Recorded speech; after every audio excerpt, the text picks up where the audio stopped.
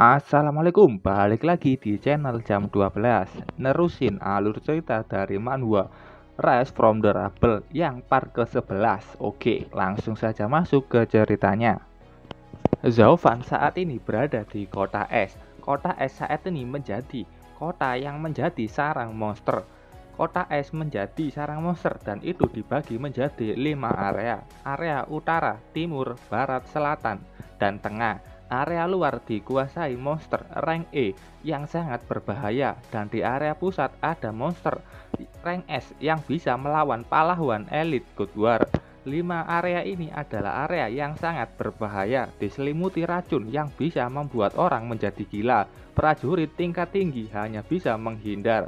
Zaufan sudah berada di kota es dan dia sudah 3 hari mencari jalan masuk untuk ke dalam kota es dengan aman tentu saja, tapi dia belum ketemu. Dia melihat peta yang dibawanya yang sudah ditandai tanda merah, artinya ada monster rank A yang biasanya digunakan untuk mencoba kekuatan prajurit tingkat advance warlord. Di area barat pun sangat berbahaya. Zaufan begitu hati-hati untuk masuk, jika salah sedikit saja dia pasti mati. Saat itu ada alat yang di punggungnya berbunyi, mengingatkan kalau racun yang semakin meningkat. Mulai pukul 3 siang, racun yang di kota es akan meningkat. 3 hari ini Zaufan sudah paham dengan kota es. Bukan hanya berbahaya dengan adanya monster tingkat tinggi, tapi juga adanya gas beracun. Beberapa tahun ini racun tidak berhenti dan membuat sarang monster semakin berbahaya. Kalau ini berlanjut, monster akan menguasai Cina, bahkan bisa menguasai seluruh Asia.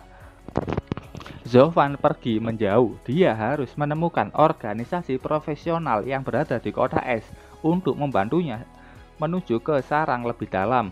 Saat itu Huidan atau Little Grey, tak panggil saja Huidan. Huidan merasakan sesuatu di dekat mereka. Selama perjalanan menuju ke kota es, Zaufan sudah tahu kalau Huidan bisa merasakan keberadaan monster atau bahaya di dekatnya. Zaufan langsung menuju ke tempat yang diarahkan Huidan.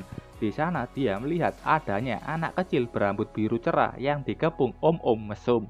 Mereka meminta anak kecil itu menyerahkan barang yang dicurinya, tapi anak kecil itu tidak mau.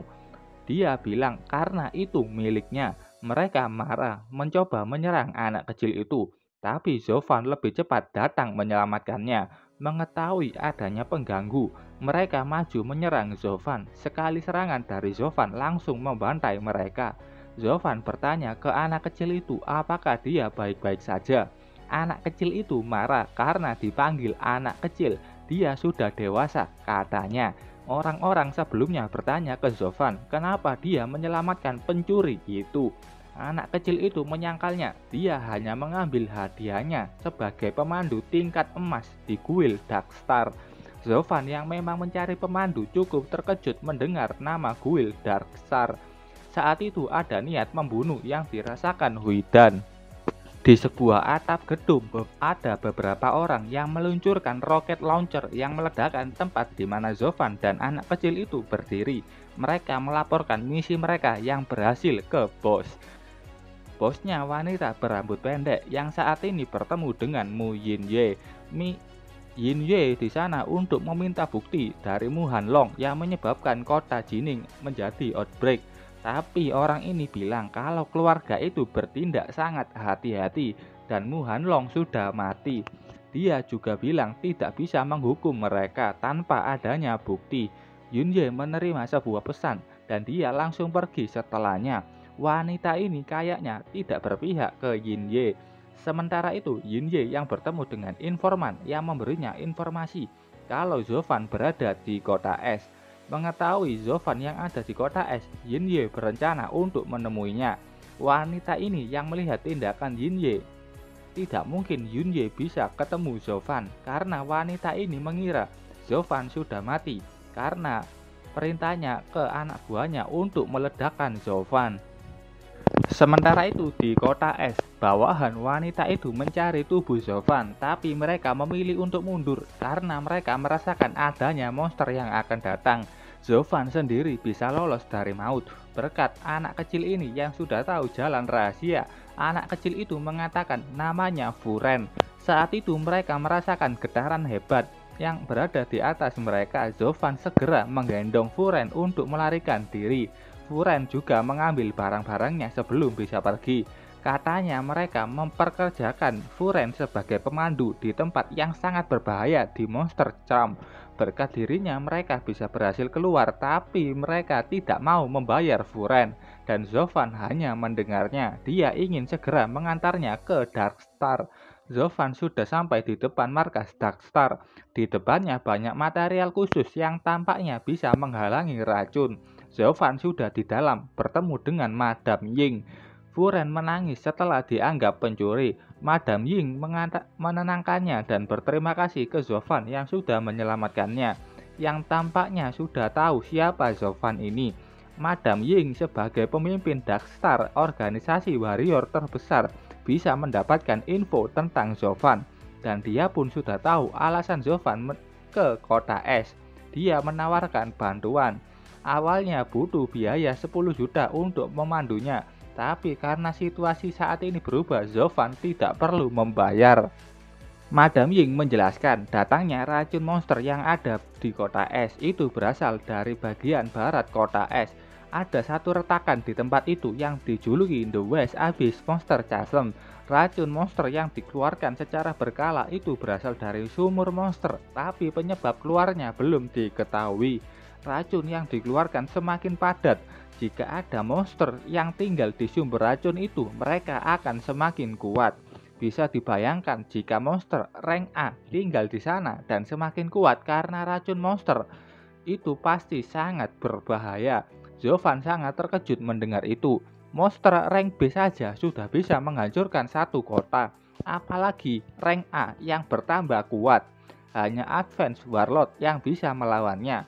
Banyaknya monster rank A yang membuat kota ini cepat dikuasai monster.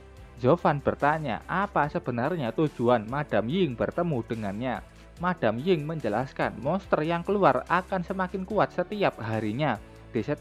Di wilayah lain bisa dilupakan dulu. Yang paling penting saat ini wilayah barat, karena harus dijamin keamanannya. Darkstar sudah di kota es bertahun-tahun dan sudah di tahap bisa mengendalikan racun. Madam Ying mengeluarkan satu peta. Ada 5 tanda merah di situ. Ada peralatan yang dikembangkan Darkstar untuk mengurai racun. Dan jika alat itu ditempatkan di kelima tanda itu, semua racun bisa dihilangkan. Masalahnya sekarang Darkstar kekurangan orang untuk menempatkan semuanya. Masuk ke sana butuh kekuatan orang yang di tingkat Warlord. Madam Ying sudah tahu tujuan Zovan, menawarkan kesepakatan ini untuk keuntungan berdua. Zovan bisa masuk dengan mudah dengan bantuan Furen. Zovan tahu Madam Ying memanfaatkannya, tapi ini kesempatan mendapatkan pemandu terbaik di Darkstar. Zovan setuju untuk ikut operasi Guild Darkstar. Setelah Zovan pergi, Madam Ying tampak berbicara dengan hologram seseorang yang mirip Wei Chenshan, dan obrolan mereka membahas Zovan.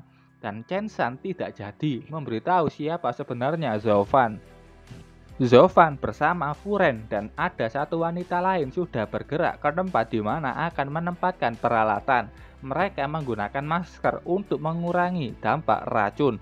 Zovan masih tampak ragu keduanya bisa diandalkan, tapi ini adalah pekerjaan yang menentukan ke lokasi tujuannya, maka selesaikan dengan baik.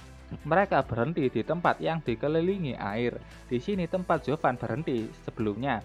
Di dalam air itu ada belut abu-abu beracun rank C. Furen yang melihat mereka dengan wajah sangat senang. Dia dijitak kepalanya sama wanita ini. Belut itu katanya punya bahan yang mahal untuk dijual, tapi sulit untuk diambil dari kolam racun itu. Bahkan sama prajurit Wargot tingkat tengah. Furen masuk mode pemandu. Dia bilang, racun di sungai ini mencemari wilayah sekitar. Bukan hanya jalur manusia, tapi jalur monster juga terhalang. Tapi dia sudah menemukan jalan yang aman untuk mereka.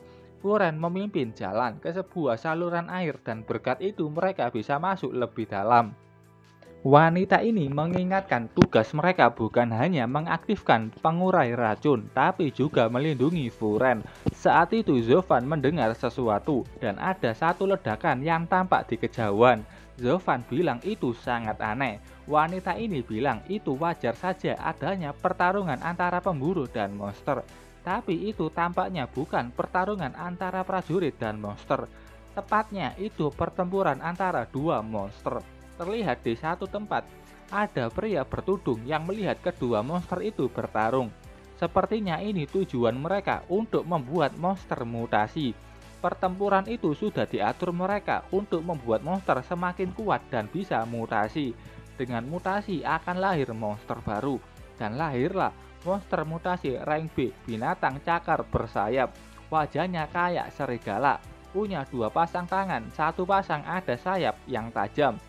Ada dua orang bertudung yang menjalankan rencana itu dan tiga pemburu yang bisa dimanfaatkan kalau ada masalah dan mereka menunggu mangsanya tiba. Zovan yang melihat itu bingung, pemburu rela masuk ke medan racun untuk uang. Begitu juga dengan Furen yang tergila-gila dengan uang.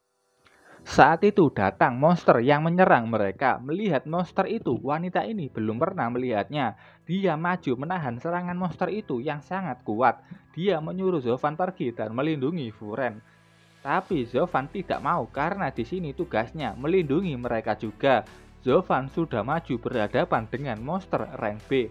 Satu saja sudah susah, sekarang datang dua lainnya. Zovan mengaktifkan pedangnya dan langsung membelah tubuh monster rank B di depannya.